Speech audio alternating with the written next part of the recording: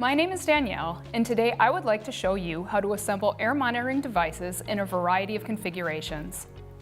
Air monitoring cassettes are used to monitor for a wide variety of contaminants and analytes, including trace metals, organic compounds, volatiles, and such particles as asbestos or silica within an environment. In this video, I will describe the difference between air monitoring cassettes containing different stages or pieces. I will be demonstrating how these cassettes fit together and how spare rings can help you to customize your cassettes. I will also be detailing the difference between open and closed air monitoring systems and what that means for your cassette configuration. This is a 2-stage cassette, a 3-stage cassette, and a 4-stage cassette. When purchasing a 3-stage cassette, you can create a 2-stage cassette by removing a ring, or build a 4-stage cassette by adding a spare ring.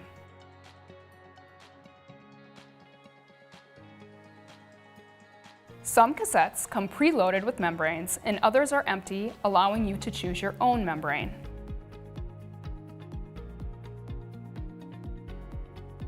Any of the 25mm or 37mm membranes will work in these devices, but the most common and regulated methods is the 0.8 MCE membrane filter.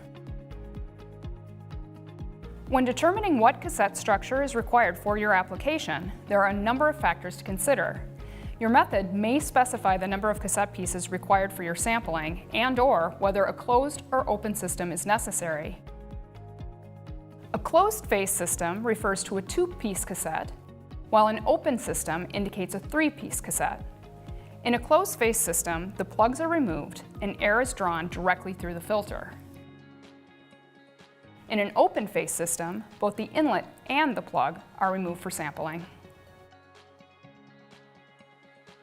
Additionally, if you are using a Cyclone active pump, it must be noted that the aluminum Cyclones can only be used with 3-stage cassettes, while nylon Cyclones are compatible with either 2 or 3 pieces.